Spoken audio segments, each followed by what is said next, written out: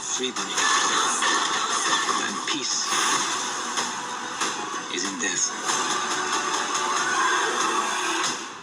Yeah, not really.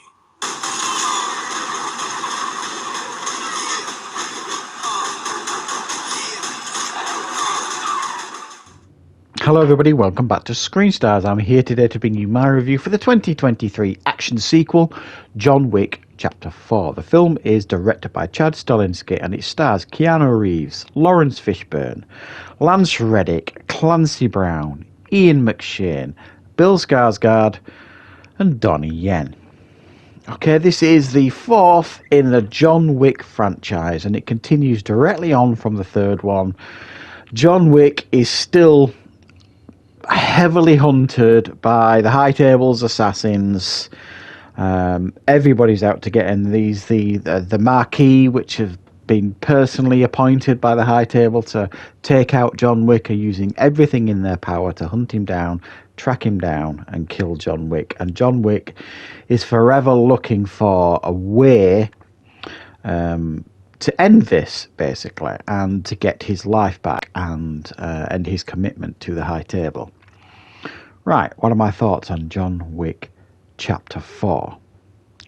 Well, I mean, what can we really say about the John Wick films? When the first John Wick came out all them years ago, well, I say all them years ago, it's not that long ago, it don't feel like it. Keanu Reeves was pretty much in a slump with his career, I think it's fair to say. Not many of us were expecting much from the first John Wick film, and then it was amazing. I mean, outstanding action film that absolutely reignited Keanu Reeves' career. And every single sequel has just been fabulous.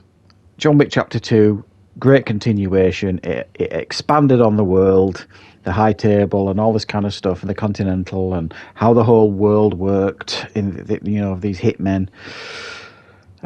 John Wick Chapter 3 Parabellum again grew this world, became ever more complex, and as each film has gone on, the action has grown, the creativity has grown, the stunts have got bigger and better, and you kind of think, certainly after the third one, where can they go with this? You know what I mean? Is it just more of the same?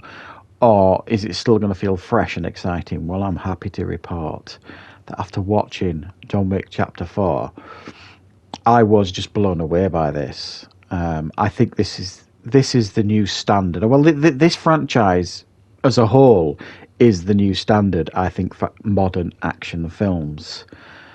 I think it is the absolute peak and best that the West can offer in regards to action, choreography, stylism.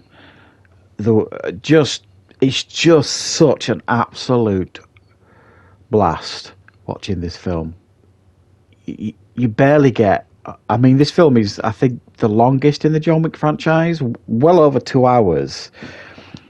And there are many would argue that's too long for a film like this, but I guarantee you, it does not feel like 2 hours when you're watching this film. It just doesn't. I mean, it doesn't feel 2+ hours when you're watching this film, however long it is. It really doesn't. It feels like a 90-minute film because it's just, once this film gets into fourth gear, it just puts its foot down and doesn't stop, and there is barely a moment to breathe. And when it does give you a moment to breathe, it is really only just that, a moment. How they could top what has come before, I didn't know how they could have done it, but they absolutely have. The action set pieces here, the choreography is just second to none. It's unmatched. I can't think of anything that looks so violent and beautiful at the same time. And I've said this before, and I'm sure I've reviewed all the John Wick films on this channel. I know I've done John Wick Chapter 3 Parabellum. It's almost a dance now. It's almost balletic. It's almost an art form that they're making it in these films, the action. And it's staggering. It really is staggering to watch, but above all else, it's just bloody fun and entertaining. Now, I have to really take a moment here to praise Keanu Reeves. For many over the years, as he's matured, I think he's kind of, for most people, he's kind of found a way into our hearts, really. He's a genuinely nice bloke, and clearly, no one's ever really got a bad word to say about him, ever. And he's a very humble person. Even now, you can see his posts about, the martial artists that are in this film, like Scott Atkins, who I forgot to mention at the beginning, Donnie Yen and others. He's sort of saying they do it for real. I'm only pretending on film. I think he's doing himself a disservice there. His physical performance in this film, again, and I'm going to say the same word, he's unmatched. I'm sorry, but I obviously, and I do appreciate and recognise stunning acting performances. I really do. I was delighted that Brendan Fraser won the Oscar for The Whale. It's an outstanding acting performance. But in regards to physical performances, and don't get me wrong, I don't think Keanu Reeves' acting is bad in this or any other John Wick film. I think it's great. He plays the character perfectly and he's completely embodied this character. But his physical performance and his commitment to this character and this role in these films is second to none. And he's not a young man anymore. He's nearing 60. Wonderful. I have to really praise Keanu Reeves. He brought it to this film, as he has done all of the others. Excuse me. But again, this one elevated. It's been elevated. Everything's bigger and better than the third one. And the third one was relentless. Stunning. I really, really enjoyed Keanu Reeves in this film. But I also enjoyed a lot of the other people here. I mean, Lance Reddick, who sadly is recently passed, he gets his moment in this film. We get a little bit more of Lawrence Fishburne. Ian McShane probably gets his biggest role. Quite a sizable role this time round. Yeah, I'm a big fan of Clancy Brown, who's in this film. But Bill Skarsgård, I think, plays a brilliant, brilliant villain here, this Marquis, who has been given the task of killing John Wick, and he's been given all the resources available to him to do that.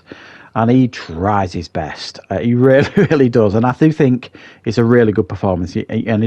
For me, anyway, I'm sure, I might be wrong, but he seems to have a flawless French accent as well. Very good performance. But for me, the second standout performance here in this film is Donnie Yen as Kane, who is an old friend and colleague of John Wick's, who is essentially forced to track down and kill John Wick, even though he's kind of reluctant to do it. He plays, believe it or not, a blind assassin. So he goes all out. He goes all blind fury in this one. The Rutger Hauer blind fury. But you buy it and believe it. I mean, Donnie Yen absolutely kicks ass in this film. I mean, really, really does. I don't really know how more I can compliment this film. I really don't, because I would imagine most of you who are watching this review know what John Wick is, what franchise is, and I'm sure many of you have seen all the other films. If you haven't, please make that commitment and start watching the John Wick films. They are absolutely the high standard and the new standard of what modern action should be. For me, anyway.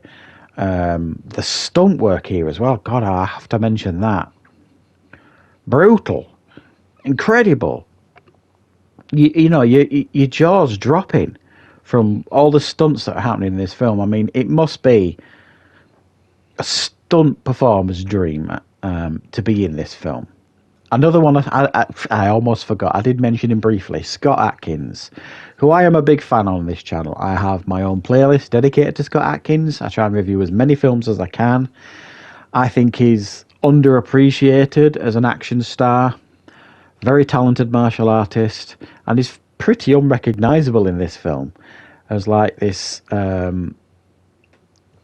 overweight mob boss with gold teeth, who I think almost steals the film from his scenes that he's in. He's only in it, well, a good 15-20 minutes, something like that. But he's brilliant. He's really, really good. And I think hopefully it will potentially, get him some really, really good, more recognisable works. I am a big fan of Scott Adkins.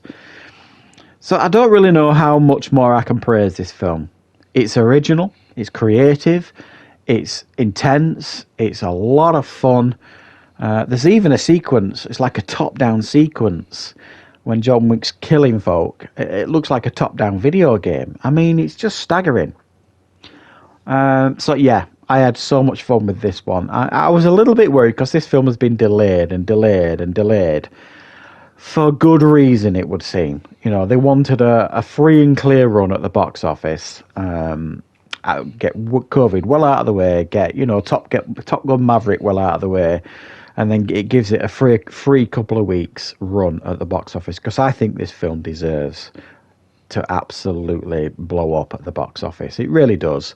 For the commitment of everybody involved, especially Keanu Reeves and all them great stunt people that's got involved in this film, it deserves to really do well.